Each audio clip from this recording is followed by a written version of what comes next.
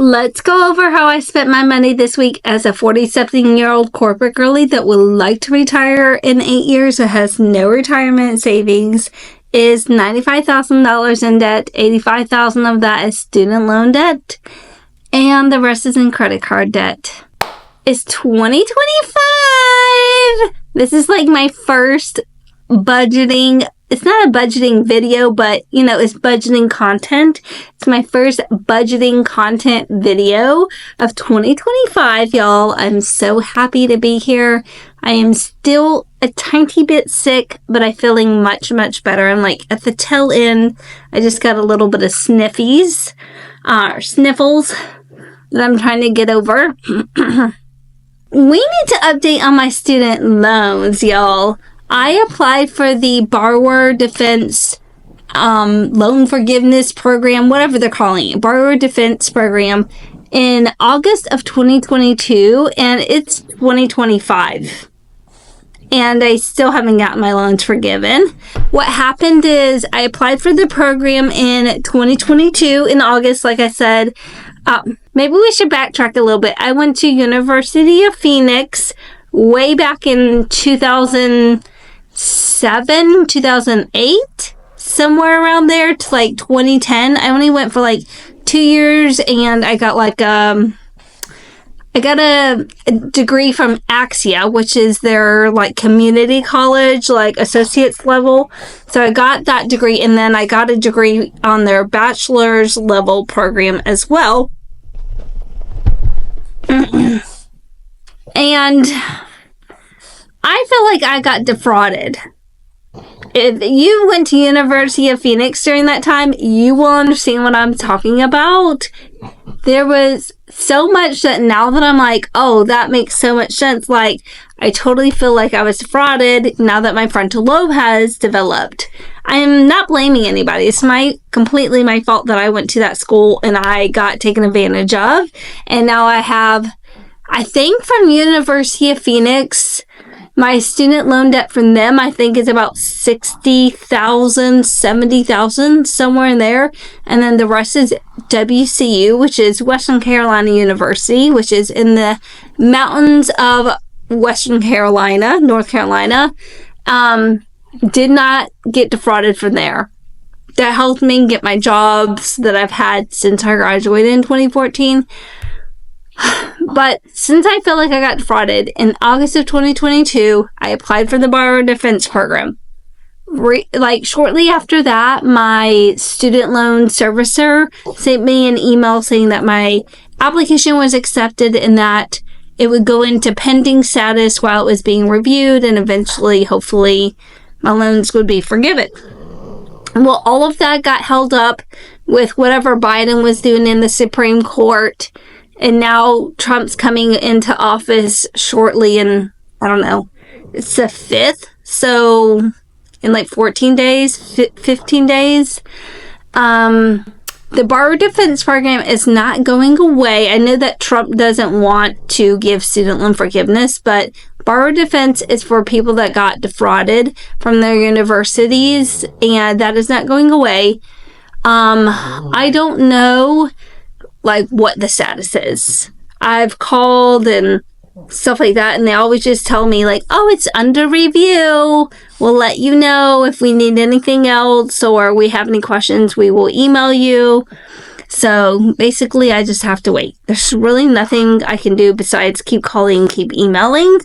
But it's so frustrating because I read an article recently saying how student loan servicers know when a person is supposed to get forgiveness. They already have it on their account somehow, but still we have to submit an application for forgiveness. Sorry, my dog is being crazy over here. And, Scout, just relax.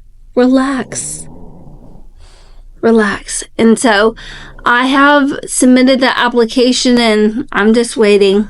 There's really no update, but during this time, they are on pause, I don't know, deferred or something. They're still accruing interest though. So now I'm up to about $86,000 It's actually $86,525.58 of student loans right now. It's about $18,000 of that and some changes just interest alone. I wish I would just forgive the interest or let me get my student loans from University of Phoenix forgiven. I'll still have student loans left that I need to pay off from Western Carolina University, which is fine. I totally will agree to pay those off. But it will be significantly less. Imagine waking up and like 60 something thousand of that is gone. I don't really understand how all that is going to work out because there's interest on those loans. So does that interest on those loans also get forgiven? Or am I stuck with $18,000 worth of interest that's accrued plus whatever I owe for Western Carolina? So it will be interesting to see if those ever get forgiven. I do plan on looking into bankruptcy on those if it comes down to that. It's kind of annoying. Like, I try not to think about them very much, but when I do think about them, I'm kind of frustrated and it's kind of like a cloud looming over my head and I just want them to be gone. Leave me alone. Leave my sight. And then I'll start paying on my student loans that are from Western Carolina University. It just is what it is. Y'all, before we get into the numbers, I was having such a hard time. Like, I don't know, the other night I was reminiscing, like, I looked at old Facebook posts from like 2012, 2014, stuff like that, and I was like, man, where did that girl go? And I don't know, I just got like in my head and I was like, oh, this budgeting thing just like really sucks and blah, blah, blah. Like, I don't know, I was having a moment. So I recorded a little clip and I'll insert it here into this vlog. Normally, I don't break up my camera in bed when I'm crying my eyes out. But y'all, I am having such a hard moment right now that it's so cathartic to get this out. So, I don't know. Like, budgeting is doing me such wonders in my life. But also, I am just struggling today. I went through Facebook. I used to be really active on Facebook way back in the day, like 10 plus years ago. TikTok should have been around back then. I would have been TikToking it up. But I went through and I activated my memories, and now I'm all waving nostalgia over the woman I used to be before I joined corporate America. And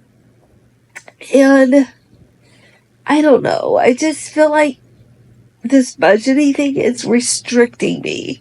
And I'm gonna keep at it. Don't get me wrong, I'm just having a moment right now and I just need to bring this out and chat to you guys about this because I know I can't be the only one. But I used to be this young, fun, flirty, carefree woman. I joined corporate America because I was a broke single mom when I got divorced. And I absolutely dreamed of being a corporate girl because I thought, staple income. I would get all these holidays off that my kids also get from school. I would work Monday through Friday. I would get off at 5 o'clock and like staple hours, staple income, staple. And that's what I always thought. Little did I know, of course, layoffs happened. I've been laid off twice in the last 10 years, 11 years, going on 11 years I've been in corporate America. But I always thought like I just wanted to climb this corporate ladder and I want to get to this certain salary and I always want to make six figures. I'm not there. I'm making about $75,000 a year, which is pretty darn close to six figures. More money, more problems, more responsibilities at work. I don't want to make more than I'm making. I'm good.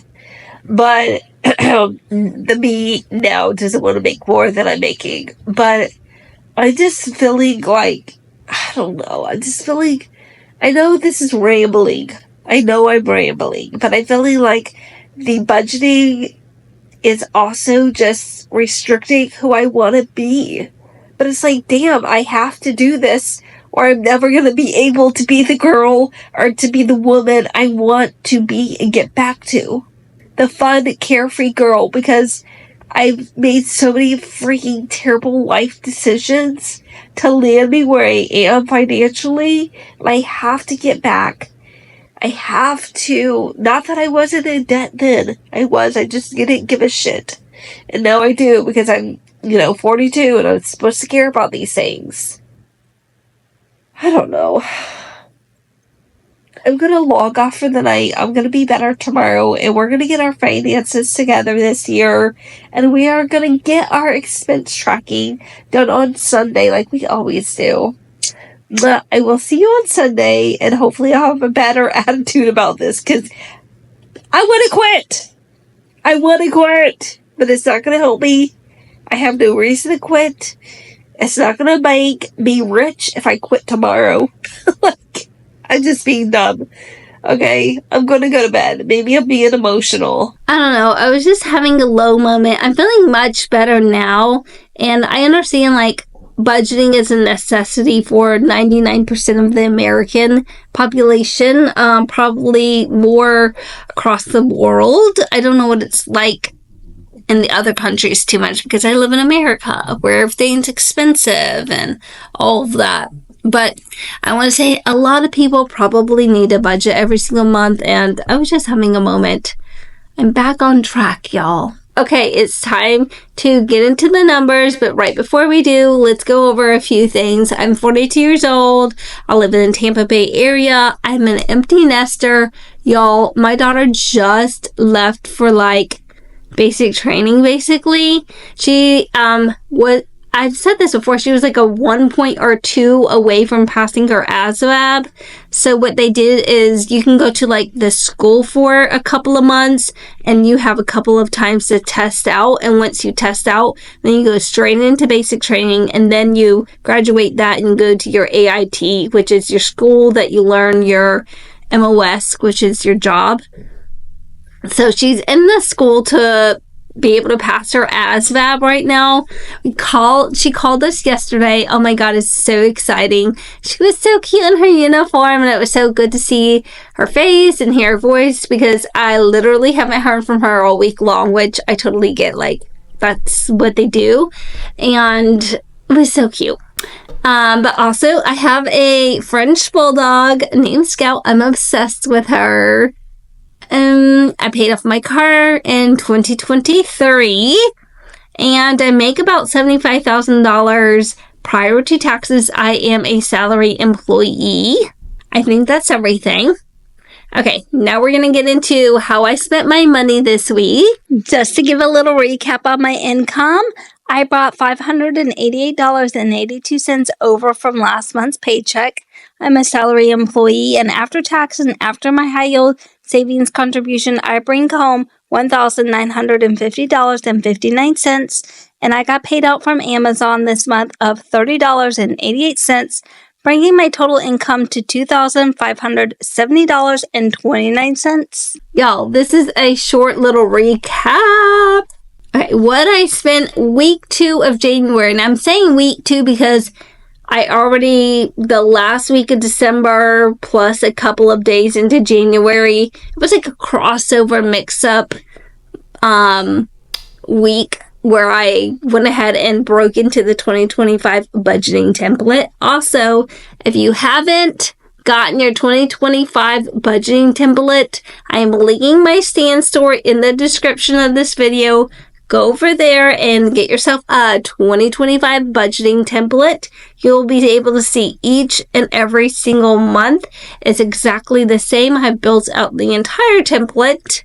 It's on Google Sheets, and you guys can create a copy for yourself and download it. I've made it downloadable, so if you want to put it on your laptop or use it on your phone via the Google Sheets app, then you can do that. I've also gone over this template before, but if you would like for me to go over it again, just let me know. It's not too late to start budgeting in 2025, y'all. Okay, let's get into our numbers. We spent $29.93 at the gas station yesterday, filling up my car for the week. I spent $121.97 getting groceries. $1.99 in miscellaneous. I went to Apple for my iCloud storage. And then $7.48 went to Scout. What did we get you? Oh yeah, I got her like ear cleaning solution. Every couple of days I have to clean out her ears, her little cup-shaped, cone-shaped ears looking like Spock over here. She gets all kinds of like debris in there from walking and just like in the house and stuff like that. So I have to clean out her ears, and I ran out of solution, so we went over to PetSmart and got her some. And then something that I didn't budget for, but my daughter was about to leave on the bus the next day, which this was like last weekend before she left, last Friday. I can't remember exactly what day she shipped out. It was somewhere right before, it was like the 30th of December. So whatever day that was, she called me and my other daughter, and we had like a group FaceTime because that's normal. We usually do group FaceTimes, me and my daughters. So she hits me with a whammy, y'all. I did not know this girl had an unpaid ticket, something to do with her license plate and it not being on her insurance.